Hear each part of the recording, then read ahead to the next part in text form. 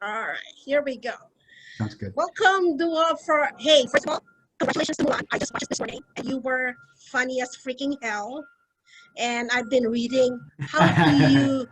Okay, how did you gain 40 pounds for that role? Because A lot of eating, and a lot of protein shakes. So and cheeseburgers. yeah, exactly. Cheeseburgers and donuts, and pretty much anything I could put in my mouth. But I know the process that you went through wasn't your typical audition callback. It took a while for them to decide. Now I Yeah, I mean know.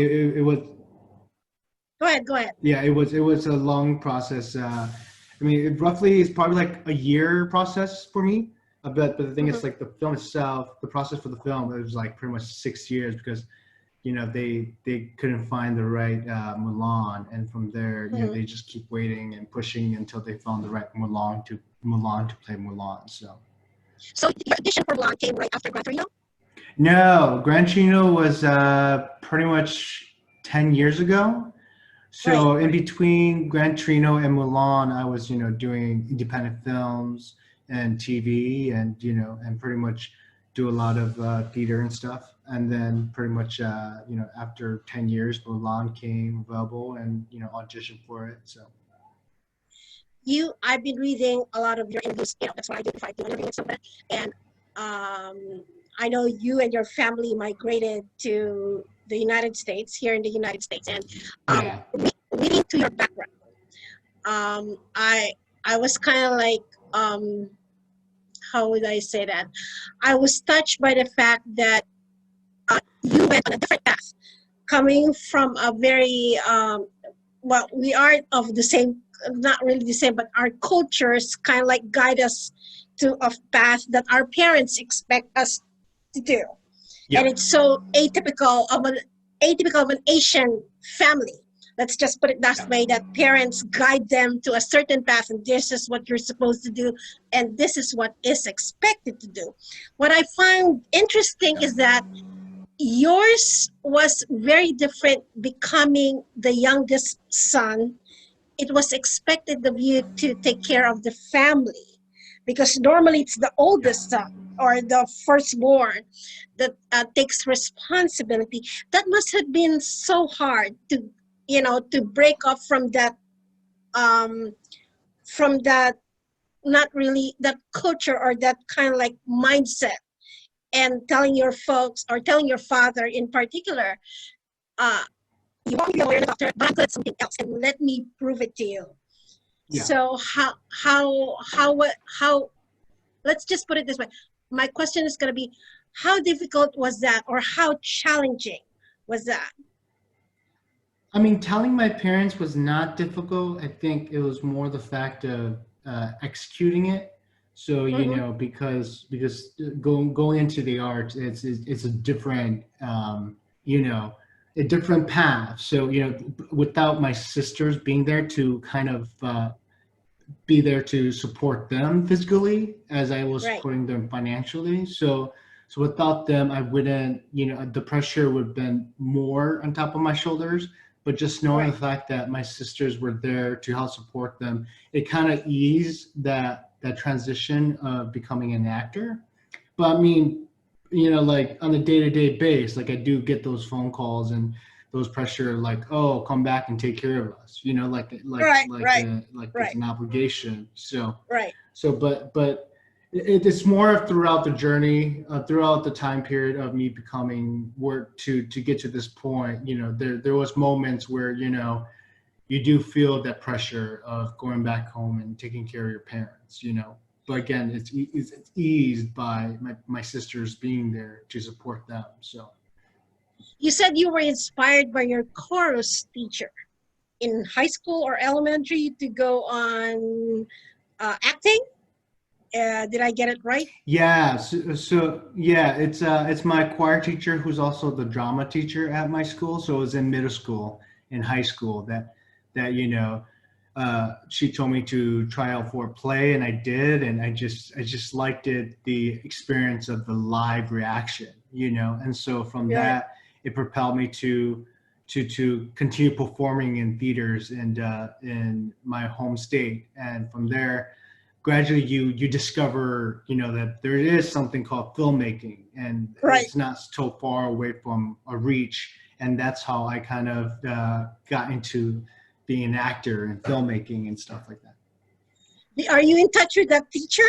Do you still remember her name? Yeah, yeah. Colleen Everett. Still talk to her, and she has a daughter, and her daughter has a kid, so she's busy with her grandkid right now. So yeah, I mean, all of it. Still in touch with her, still friends with her. I mean, literally, my whole life was raised by literally 99% of women. So Oh, I've all my teachers from elementary school. I still in touch with them, even in middle school and high school. So I mean, they're the pillars of my life where they see something in me and they push me towards it, or they're supportive, physically, or in the mind state of keep telling me and encouraging me to pursue my dream. So I like that you said you were surrounded by women, and when you went to Mulan, you said your director was surrounded by a female, an all-female production crew, which is kind of yeah, like, okay, you got used to it, kind of thing. It's not yeah, intimidating in some ways. Um, I would like to ask, when you got the part of Bo, yeah, you were stepping on an animated character. How many times did you watch the yeah. animated character?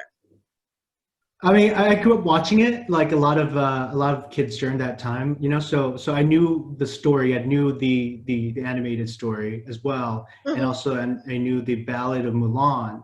So it was more the fact of after, even before I booked the job, like I Right, literally watched it like a couple times, to just kind of make that feeling like there's a possibility I might be doing this movie. right, right, So right, I mean, so the difference is, because it's Disney is such a secretive company when it comes to production, right, so we didn't know what direction Nikki was taking the film, So right. the only thing we got it was going to be different from the animated film, and it's also be grounded. So I didn't find out until I got to set that I had to gain weight. So that's when the weight process became. Um, what is next for you after Mulan? I know watching it again, it kind of takes the story that uh, there's a second part. There's a part two of it. It kind of like, it tells you that, okay, it just told a part of her story, but not the Yeah. entirety. So it kind of like, I mean, if we're gonna base it on the animation, this one just actually set a, how do you call this, put forward into the story, but not really tell the entire story. So I know you're not supposed to say anything, but but is that something that you look forward to? That you think there's gonna be a second one, and I we'll see mean, Poe again? you never know, and I hope there is. Yeah, I mean, I think Disney would love us part two, but it right, really comes down to if it's a need, So, and again, it will be, because I know the animated Mulan had a different story, so hopefully it might share some similarities, and so who knows what the future may right, like, right, But I'm right. busy. Yeah, I'm busy writing my own projects, and in production of projects that I've written, and so until Disney tell me, like, you have to gain weight again and yeah, do Mulan 2, then it's you never Speaking know. of So Speaking of your projects, I in one of the interviews and on your website, there's a project called The Harvest, and you wrote yeah, it. Um, yeah. I know yet you wanted to be filmed in Minnesota, but they do have their restrictions as far as the, all the filming thing. Are you going ahead with it in Chicago, in Illinois now? Yeah, we're going to Illinois to shoot it, which is a disappointment, because I've always loved to bring it back to the community that I grew up in. But Right, right, it's at this point, it's all about trying to get the film made and share it, and try to start a conversation within every community, and especially my community, that these issues that are still taboo is an issue that we need to start having with our Mhm. family, so, or with our society, so. Is that something that in a process? I know you're working currently. You said you'll be starting on a new project next week. Is that something that you're gonna be doing your harvest soon? No, so the harvest was because of COVID. We were planning to shoot this year, but because of Uh-huh. COVID, we might have to push it until spring of next year. So at the end of All spring right. of next year. So it all depends. The next project I'm doing, it's still in negotiation, but so hopefully all the negotiations, are finalized by the end of this week, and start prepping myself for that film next week. So. I know you mentioned in one of your interviews it was difficult enough to be a minority, but it's Yeah. definitely a struggle and a challenge being a minority in a minority. You, as an Yeah. actor, as a filmmaker, do you find you have the support of your, I hate to say the word, your own minority side of the people, the Asian American family, as far as filmmaking is concerned? I mean, we know we're both Asian, so or Right, Pacific right, Islanders. So the thing is, you're gonna have those support, and then you're gonna have those people who, don't want to support because they want to see their perspective. So it's a tough industry, because there's not a lot of story written for Pacific Islanders and Southeast right, Asians, and most of those roles do go to East Asian. But the thing is, right, if just looking at it from a business standpoint, it's understandable. But if you're looking for, ethnicity accuracy, then sometimes it's not. And I feel like if we combine the two and do, when those projects for Pacific Islanders or Southeast Asian do come up, like, we have to put the effort to go search for those actors. If we get to a point where we can't find that actor for the role, then right. open it up for the East Asian. So Right. there's a lot of different factors, and this is in it, not so much an issue, but it's a cause that I want to start having a discussion, and Yeah. start being the pillar to support the Southeast Asian Pacific Islander to tell their narratives. And I think in general, right now, everybody is get typecast in a specific role just because of the looks and, Yeah, let's just face it, the color of your skin. So it's so easy, it's so difficult to kind of like get off that bandwagon and say, hey, it may be written for a Caucasian, but yeah, an Asian guy can still, or an Asian actor will be able to do it. And yeah, not so many, let's just say, not so many people in that executive level of production would even take a risk on yeah. doing that. Yeah, I think that is more a common problem than anything else. Yeah, I mean that's the thing. Even the executives that are Asian don't want to take that risk. So Right, I think we need to start having the conversation with what we call our champions that are sitting in those chairs. That this cause does matter, and we need to start having an intelligent and open conversation how we can, elevate all Asians Americans or all Asian, so I think that's a fight that we need to start having or discussing or talking about. now do you think with your with Clint Eastwood doing Gran Torino, was that a risk that he took and kind of like saying it's gonna happen? And because he was in charge, he was the guy in charge, it was easier for him and for you guys to get into the story as an actor to be, because like what I mean, uh I saw the movie. It was very, you were, dude, you were mean, seriously. Okay, that was tough. So what was that experience working with him? I mean, as a filmmaker, here's a guy who's a legend, Yeah. and not only as an actor but as a director producer. Some of us will even have to, okay, see how it's done. Did you have that moment? I mean, with Gran Torino, like again, like so, you know, he was the producer, he was the director, you know, so he had a lot of say on who to cast. And you know, the great thing about him is you know he's aware of society, he's aware of Asian ethnicity. You know, he put the time to know about that. You know, and Mhm. just to work around him, what I've really learned is loyalty, because all the crew behind the scenes are crew members that worked with him when he was an actor or when he was a director or producer, you know, so he continued to work with them like a family. And that's something that you don't see a lot within, you know, production. And that's the beautiful thing about, you know. Um, Going back to Milan was, I guess, one of the most, when I posted this on that I was going to talk to you, some questions that I got was like, how much of the scenes that you guys had were ad lib, especially the one that you guys were talking about, the girl on the table. I mean, yeah, the girl on the table was script. I mean, there was Uh, some moments where you know, I did ad lib here and there, but which didn't make the cut. So but again, the thing, it's like we had to fit the frame line of that. It's a Disney product.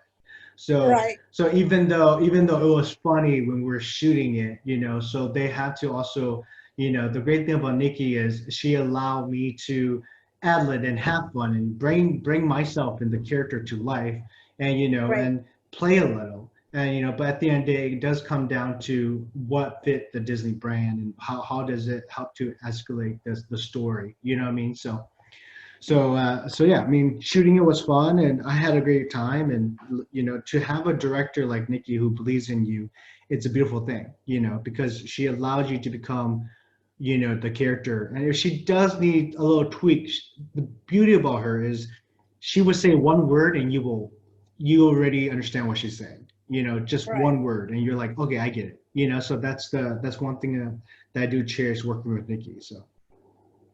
Okay, so you gained 40 pounds for the role. How did training, uh, you know, the stunts that you guys have to do, the fight scenes that you had to do, that must have been so hard, Yeah, I gaining 40 pounds mean, and had to fight it yeah. off.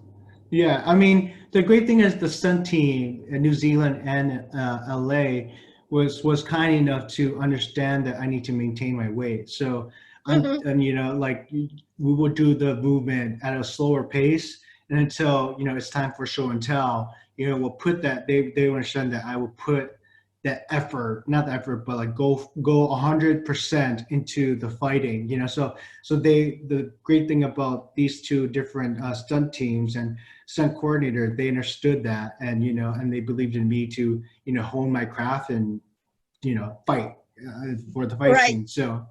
But the thing is, you know, during the process of shooting, you know, you would go through 6 or 8 hours of training, from you know military to stunts to choreography to horseback riding to weapon usage, and you know you have to eat a certain amount of calories, and then you go through a 6 to 8 hour day, and then you lose all that. So by the time I get home, I have to eat 10 times more to just maintain that weight. You know, Right. so So how over the how long did you guys film Mulan? over 6.5 months, I believe. Okay, so Yeah. you had time to bond with the how do you call this, with your entire cast and the filmmakers, production, everything else, from one place to the other.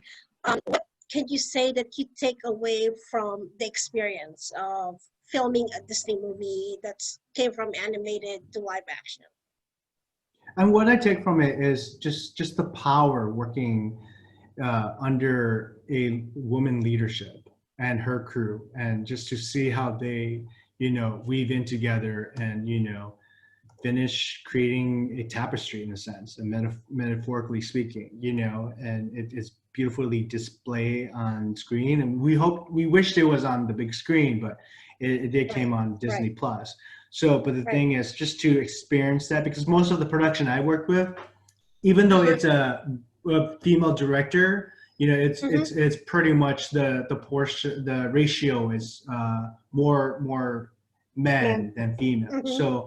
So to experience that, with all the key department being women, and you understand and how they do things, and it was just a beautiful, collage, if that makes sense.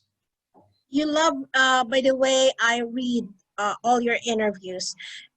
Obviously, you are so in touch with your roots, with your community, and it's so important for you to give back to your community. Have you asked Disney, I guess, being in a position to give you the opportunity to show Mulan to your old school in Minnesota or I in your mean, no, community? yeah, because it's gonna be hard just because of COVID. Yeah, so Right. like the my community has been supportive, and they've been streaming it to help our, in a sense, box office numbers. So that's a great plus. Right. So Right. I think that's just because we were expecting to go to the movie theaters rather Right. than Disney Plus. So it's a different formula and different algorithm that Disney, like it is, being a leader of its kind, and trying to understand this new change of streaming at home and media. So Before I let you go, um, like what I said, I thank you for the bottom of my heart the opportunity to talk to you. We love the movie. oh, Now we thank you. hope we do. It's freaking entertaining. And what is the best? I guess these are two questions that I wanted to ask.